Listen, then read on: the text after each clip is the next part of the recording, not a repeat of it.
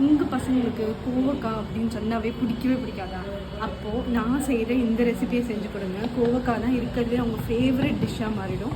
இப்போ ரெசிபி என்னன்னு பார்க்கலாம் வாங்க.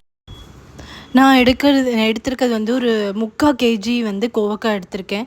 நான் ஏன் அளவை முன்னாடியே சொல்லிடுறேன் அப்படின்னா, நானும் வந்து நிறைய வீடியோஸ் பார்த்து சமைக்கிறப்போ அவங்க வந்து ஃபஸ்ட்டே 2 வெங்காயம், தக்காளி அப்படின்னு சொல்லிடுவாங்க.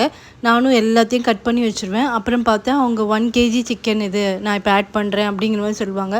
நான் பார்த்தேன்னா 1/2 கேஜி தான் வச்சுருந்துருப்பேன். ஸோ அப்படியே ஒரு மிஸ்மேட்ச் ஆகிடும். அதனால தான் நான் ஃபர்ஸ்ட் டே வந்து முன்னாடியே சொல்லிடுறேன். இது ஒரு 3/4 கிலோ கிட்ட நான் கோவக்காய் எடுத்திருக்கேன். அதுக்கு வந்து நான் கொஞ்சம் ஒரு 3 ஸ்பூன் கிட்ட கடலை மாவு, ஒரு ஸ்பூன் வந்து அரிசி மாவு ஆட் பண்ணியிருக்கேன். கொஞ்சமாக மிளகாத்தூள், ஒரு ஃப்ளேவருக்காக நம்ம வந்து பிரியாணி மசாலா லைட்டாக ஆட் பண்ணிவிட்டு தண்ணி வந்து லைட்டாக தெளித்து விட்டு நம்ம அப்படியே பிசையணும். தண்ணி நிறையா போடக்கூடாது. காயிலையுமே தண்ணி வருங்கிறதுனால அப்படியே லைட்டாக தெளித்து விட்டு அப்படியே பிசைஞ்சு ஒரு 2 மினிட்ஸ் மட்டும் வெயிட் பண்ணி அதை ஒரு ஹோலில் போட்டு அதுக்கப்புறம் நம்ம இதை வந்து ஃப்ரை பண்ணோம் அப்படின்னு சொன்னால் ரொம்ப சூப்பராக வரும் இந்த டிஷ்ஷு. அது வந்து பசங்களுக்கு ரொம்ப ஃபேவரட் டிஷ்ஷு. ஸ்கூலுக்கு கொடுத்து விட்டா கண்டிப்பாக காலி ஆகிடும்.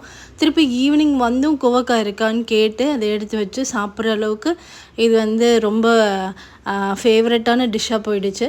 ஸோ இதே மாதிரி நீங்களும் இந்த ரெசிபியை ட்ரை பண்ணி பாருங்கள். ரொம்ப இன்ட்ரெஸ்டிங்காக இருக்கும். அடுத்த வீடியோவில் பார்க்கலாம். Take care. பாய்.